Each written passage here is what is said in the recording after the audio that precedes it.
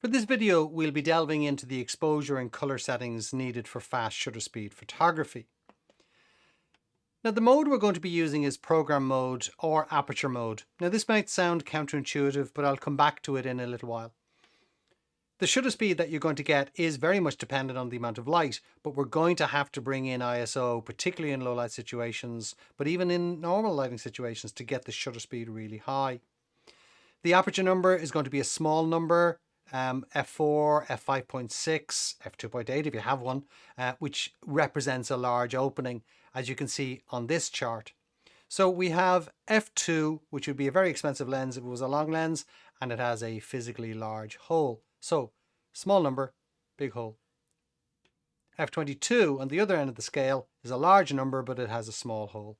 So we're going to be looking at the f2s, 2.8s if you have them, 4s, 5, 6. They're the numbers we're going to be using to try to get as much light into the camera as possible. Now, the mode itself is, and I'm going to show you just in real life how this actually works. The reason why program mode is really handy is that it actually protects you from yourself. So program mode never lets you run out of light. So as I'm moving this dial, the combination of shutter and aperture is balancing out each other in terms of exposure. So enough light's coming in to give us a correct exposure. But as I get to a point where I run out, it doesn't let me go anywhere. So basically what I'm looking to do is to use program mode and use it to go as high as I can in the shutter speed. Now, at a certain point in this room here, it may seem bright to you, but to the camera, it's a cave. So the shutter speed I'm able to get is really quite low, but it's very typical of what you're going to have to do, certainly if you're indoors, if you're in a stadium.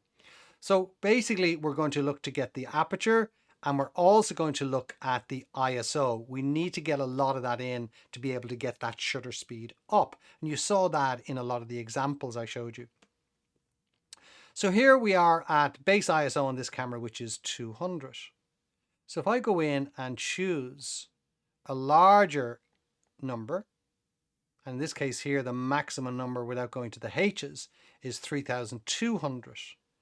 Then the shutter speed has just jumped to 1/640th of a second. So that's usable in terms of being able to freeze action in a room, because in a room it's not moving very fast.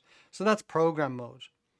Now, aperture priority mode, there is a similarity in the sense that you can run out, but in low light situations, you rarely will when you're using apertures. On a bright sunny day, using f2, a lot of light coming in, you may well get overexposure. But unless you're in those situations, then you don't need to be worried, but also you don't need to go to high ISO if you've got those, because you can just bring the aperture number down. So if we go back and have a look now, and I change to aperture priority mode, and you'll see that as I am now changing the aperture to the maximum and minimum that this camera has, or this lens has, and it's a variable aperture lens. So f3.5 on one end to f22 on the other. Now, the reason for that is I'm at 18. So I'm going to start zooming in. And if I go for the smallest number, which is 3.5, and I start zooming in, because it's a variable aperture lens, I am getting a slower shutter speed. So that's why the numbers matter. And in fact, you can see here, this visual representation of what's happening to the aperture is showing us that it's getting smaller as the big number gets bigger. So small hole, big number, big hole, small number. Now, ISO is one of those delicate areas. Maximum ISO is always you're going to have difficulty with it, basically. It may look funky in a photo of a band playing at night, but not necessarily in your child's sports event, where you want to get frozen action as much as possible on all those shots. So there's a ready reckoner here, and basically it is that if you look at your ISO numbers, and these are full stops, 100, 200, 4, 8, 16, 32, 64. If you've got numbers in between, as my demo camera has, then they're thirds of a stop. But to help learn, just double it. So that's going one stop, you double. That's what happens with stops. Another stop, you double. Another stop, you double. And then it gets really hard to get your head around when you go up to these numbers. So depending on what your camera is, by and large, whatever your highest number is, without going to H's, 2 down, 3 down, that's where your quality is acceptable and your noise reduction is minimal. So basically, we are going to have to do some sort of noise reduction. With JPEGs, the camera will do a little bit of it. With RAW files, you have to do it all yourself, basically. So we try to keep the quality as best as we can, but knowing where that limit is really, really important in terms of your ongoing use of the camera itself and getting the shots that you want. Now, if we end up with a shutter speed that is just not right, well, we're going to end up with a blurred subject. So this is 1/60th of a second, and I've kind of gone to where I'm comfortable with the ISO on that camera.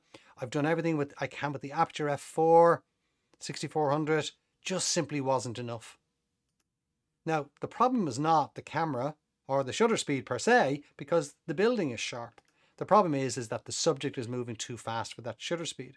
So what happens if I up the ISO? Well, the ISO now going to 102,400. While very noisy, which I can reduce, and as I say, JPEGs will have a little bit of noise reduction, but I can reduce that, I've got frozen action.